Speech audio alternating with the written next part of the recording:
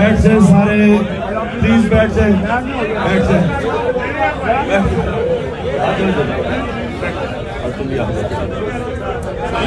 अच्छा सुने बिस्मिल्लाहिर्रहमानिर्रहीम इय्याका नअबुदु व इय्याका नस्तईन। पहले मैं आप सबको बताऊं, आप सब मेरे कारकुन हैं, बैठ से प्लीज बैठ से आप भी बैठ से आप सारे मेरे कारकुन हो।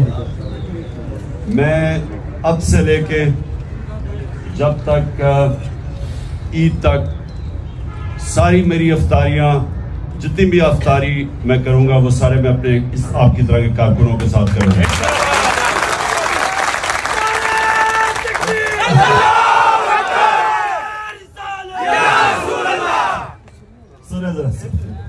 देखिए, मैंने आपको अफ्तारी पे तो बुलाया, आपके साथ अफ्तारी करूंगा, लेकिन उससे पहले मैं ये चाहता हूं कि जरा गौर से आप समझें कि ये जो अब सब ये मेरी हकीकी आजादी की जहाद में जो आप सब शामिल हैं, ये जहाद है क्या, ये आपने बड़े गौर से समझना, ठीक है? तो एक एक अब मेरी बात समझना कि ये हम कर क्या रहे हैं, हमारी कोशिश क्या है, हम क्यों मैं क्यों 27 साल तकरीबन से जद्दोजहद कर रहा हूं, और ये क्यों पिछले 11 महीने से हम मुसलसल अपनी कौम को जगा रहे हैं। तो इसका मकसद क्या, अब ये आपने समझना है, क्योंकि मैं ये चाह रहा हूं कि जो मैं आज आपको बात कहूंगा, आप जब यहां से वापस जाएंगे, आपने अपने इलाके के लोगों को बताना है कि मेरा नजरिया क्या है। और मैं ये चाहूंगा फैसल शेर जान ने वो पैम्फलेट्स होने, नेक्स्ट टाइम प्लीज मुदस्सर वो जो पैम्फलेट्स है ना, वो आपने डिस्ट्रीब्यूट करनी है सबके अंदर, क्योंकि आप यहाँ से पैम्फलेट्स लेके जाएंगे जिसको आपको समझ आएगी कि ये है कि आप क्या चीज करने की कोशिश कर रहे हैं। अब मैं आपको समझाता हूँ। देखिए, जब मेरे नबी सल्लल्लाहु अलैहि वसल्लम ने मदीना की रियासत बनाई, तो याद रखें कि उसका उन्होंने बुनियाद अदल और इंसाफ पे रखी। ये समझना है आपने कि अदल और इंसाफ है क्या, ये क्यों अल्लाह भी हमें सारा वक्त हुक्म देता है कि मेरी जमीन पे इंसाफ कायम करो, और जो अल्लाह के हबीब है उन्होंने भी जब पहली दुनिया के मुसलमानों की रियासत बनाई तो उन्होंने भी सबसे पहले अदल और इंसाफ कायम किया। ये अदल और इंसाफ आपको समझना है कि ये इंसान को आजाद कर देता है। ये जो यहां से लोग वीजे ले लेके मर के कोशिश करते हैं यूरोप जाएं और इंग्लैंड जाएं और अमेरिका जाएं, ये क्यों जाते हैं? क्योंकि उनके माशरों में इंसाफ है। अब इंसाफ क्या करता है? इंसाफ हर लोगों को, जो भी इंसाफ का मतलब होता है कानून के सामने सब एक बराबर। जब कानून के सामने सब एक बराबर आ जाते हैं तो जो कमजोर है उसको ताकतवर से तहफ़्फ़ुज़ मिल जाता है उस माशरे में। जब वो तहफ़्फ़ुज़ मिलता है तो वो आजाद हो जाता है। जब आजाद होता है तो उसकी परवाज ऊपर चली जाती है। अब मैं आपको आपके लिए आसानी से ताकि आपको समझ आए कि दुनिया के अंदर जो इंसाफ, अंग्रेजी में उसको रूल ऑफ लॉ कहते हैं, जो दुनिया के अंदर इंसाफ की जो क्राइटेरियन सेट हुआ है, उसके अंदर पाकिस्तान 140 मुल्कों के अंदर हमारा नंबर 129 है।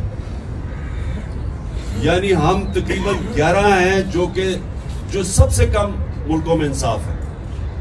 हम 140 मुल्कों में हमारा नंबर 129 है। डेनमार्क 140 में से नंबर 1 पे है, जिधर सबसे ज्यादा इंसाफ है। समझ गए? हम है 129 पे, वो है नंबर 1 पे। अब यहां से पाकिस्तानी आपके कितने, में जब डेनमार्क गया मुझे पाकिस्तानी मिले, वो क्यों जाते हैं?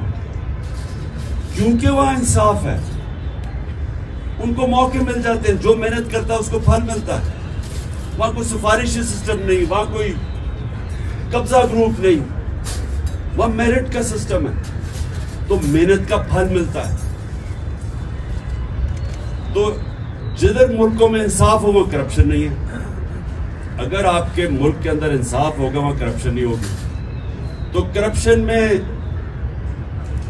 डेनमार्क है इस वक्त 180 मुल्कों में नंबर 1 के सबसे कम करप्शन है, और 180 मुल्कों में पाकिस्तान का नंबर है 140। यानी कि अब समझ जाएं कि क्योंकि इंसाफ नहीं है, करप्शन हमारी ज्यादा है। अब आ जाओ खुशहाली पे कि पाकिस्तान के अंदर जो हमारी औसत आमदनी है, सुन लो मैं क्या कह रहा हूं, वो है $1,600। यानी ये औसत आमदनी है पाकिस्तान की। डेनमार्क में क्या है? $68,000, $68,600, $68,600। तो मैं आपको सिर्फ समझाने की कोशिश कर रहा हूं कि क्यों अल्लाह के हबीब ने कहा कि पहले अदल और इंसाफ कायम करो, क्योंकि पहले इंसाफ आता है फिर खुशहाली आती है।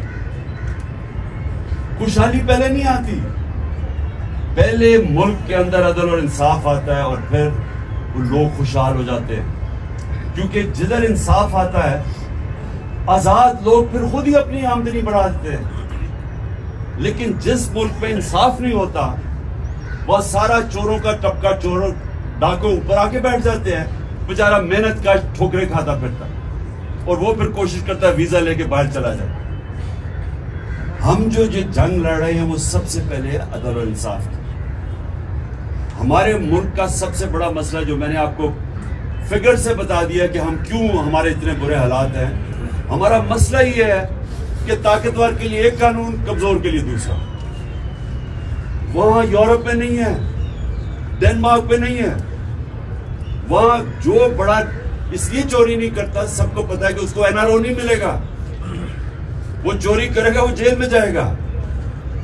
वो दंदराते नहीं फिरेंगे सारी जगह। वो उधर से लंदन से बैठ के हुक्म कर रहा है कि जी अगर सुप्रीम कोर्ट ने फैसला किया तो मैं मानूंगा नहीं। तुम हो कौन? तुम्हारी हैसियत क्या? तुम तो मफरूर हो। एक सजाए याफ्ता है, सब आ रहे हैं। बचाएगा पाकिस्तान, बचाएगा पाकिस्तान। वाला है। मैं पहले आपको ये बताना चाहता हूँ कि देखिए आपकी स्ट्रगल है क्या, पहले समझे। मैंने आज से तकरीबन 27 साल पहले तहरीक का आगाज किया था, इंसाफ की तहरीक। ये मेरी सारी स्ट्रगल है कि मैं, क्योंकि मैंने मगरिब देखा हुआ है, मैंने अपने कई साल बरतानिया में जिंदगी गुजारी है, क्रिकेट खेलता था, तो मैं तो सिस्टम समझता हूं।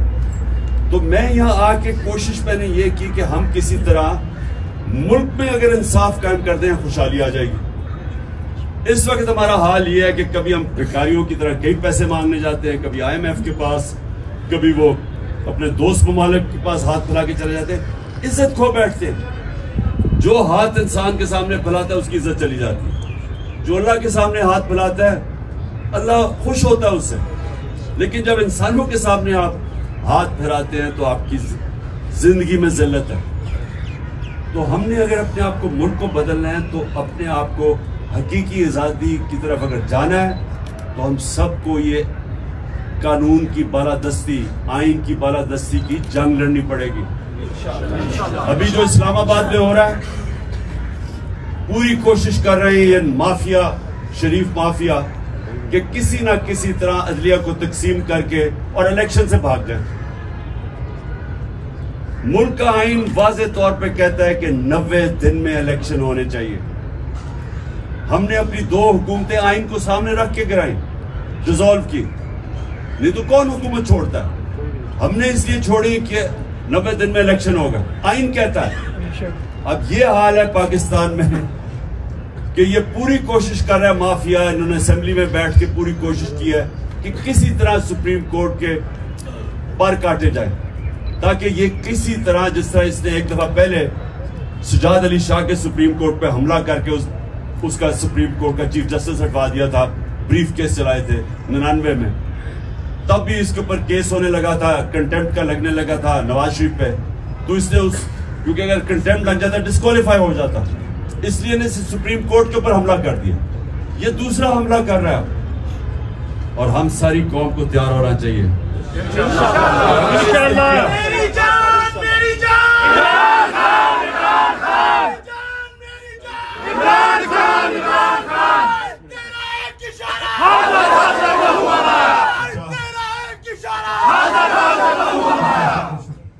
माशाल्लाह बड़ी एनर्जी है, अभी रोजे खोलने से पहले इसका मतलब कि रोजे के बाद तो और ही एनर्जी आनी है। मेरी बात, अब मैं ये चाहता हूं कि आप ये समझ जाएं कि हमारा दीनी फर्ज भी है, हमारे नबी सल्लल्लाहु अलैहि वसल्लम की सुन्नत भी है।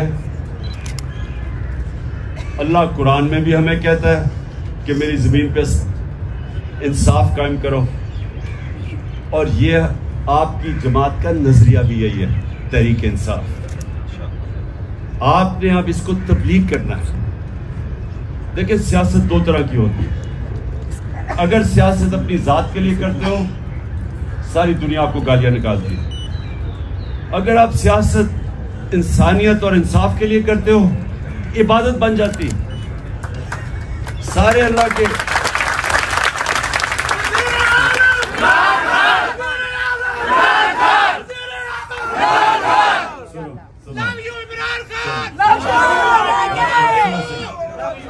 पांच मिनट रह गए हैं, सुन लो मेरी बात, सुन लो। देखें, ये कोशिश हम करेंगे कि आपको जाने से पहले पैम्फलेट्स दे दें। वो मैंने उसको कहा हुआ उसको तैयार कर। पैम्फलेट से आपने अपने जब इलाकों में जाएंगे तो लोगों को समझाएं। ये तबलीग है, एक रायवंड में तबलीग है, एक हम तबलीग कर रहे हैं। हम लोग समझ चुके हैं, इसलिए ये इलेक्शन से भाग रहे हैं। देहातों में इंकलाब आ गया इंशाल्लाह। हम लेके रहेंगे आजादी, हम लेके रहेंगे आजादी। मेरा बाप पिटेगा आजादी, मेरा बाप पिटेगा आजादी। एक इशारा हाजिर हाजिर लहू हमारा, एक इशारा हाजिर हाजिर लहू हमारा। अच्छा, अब आप सब हमने अभी अफ्तारी करेंगे, मैं आपके साथ घर पर इंशाअल्लाह नमाज पढ़ेंगे। मैंने सिर्फ आपको ये कहना है कि याद रखें कि ये आपकी जो तहरीक है, ये आप इसको ये समझें कि हम अपने मुल्क की हकीकी आज़ादी की जंग इसलिए लड़ रहे हैं क्योंकि हम आज़ाद हुए ही नहीं। अंग्रेज गया तो यहाँ काले अंग्रेज आ गए, अवाम आज़ाद नहीं हुई। अवाम उधर चले जाए देहातों में, उधर थाना कचहरी पटवारी, बेचारा आम आदमी कभी कचहरियों के चक्कर लगाता है, कभी पटवारी के पास पैसे देता है। ये बरतानिया में क्यों नहीं है, यूरोप में क्यों नहीं है? क्योंकि वह इंसाफ है। यहाँ गरीब आदमी की जमीन पर कब्जा हो जाता है, वो ठोकरे खा अपने उसी के ऊपर केस कर देते हैं। ताकतवर सिर्फ जंगलों के अंदर ताकतवर का कानून होता है। जितना ताकतवर होता है जंगल में उतरे लोग उससे जानवर डरते हैं। कमजोर की कोई हैसियत नहीं है। इंसानी निज़ाम के अंदर होता ही इंसानी निज़ाम तब है जब कमजोर को ताकतवर से तहफ़्फ़ुज़ दिया जाए। इसको इंसाफ कहते हैं। तो आपकी जंग जो है वो असल में जिहाद है, ये पॉलिटिक्स नहीं है। आपने सबने इसको तबलीग समझ के करना है। आपने अल्लाह हमें दुनिया में किसी मकसद के लिए भेजता है। जो जानवर है वो भी बच्चे खाना पी के बच्चे प्रोड्यूस करके चला जाता है। अगर इंसान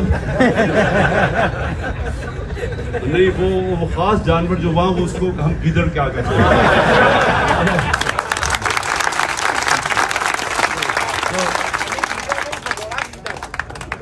ही भागता ना। तो अच्छा सुनो, आपने ये मैं सिर्फ आपको इसलिए आज का रमज़ान का महीना है, इबादत का महीना।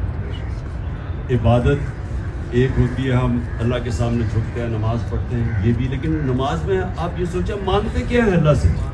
अल्लाह सीधे रास्ते पर लगा जिनको तूने नेमतें बख्शी, नबी का रास्ता मांगते हैं।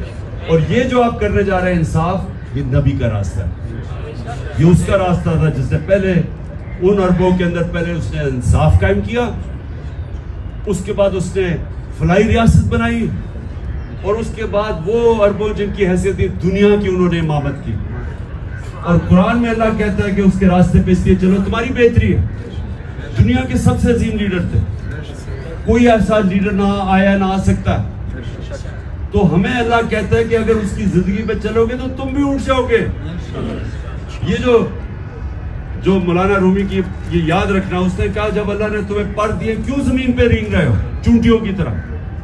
तो पर तो तब मिलेंगे जब हम आजाद होंगे। आजाद तब होंगे जब इंसाफ आएगा। आपके साथ आपकी वजह से हमें पर लग गए, हमारे घरों में छापे पड़ रहे हैं, लेकिन ये सारी आवाम आपके साथ, आपके परों के साथ जो आपने इनमें उजागर किए हैं, आपके साथ खड़ी है। इंशाल्लाह हम अपने घरों में सारी कौम लोग खड़े हैं। ये बड़ी अच्छी बात की तुमने। देखो कभी कोई आजादी प्लेट पे रख के नहीं देता, आजादी के लिए लड़ना पड़ता है। जहाँ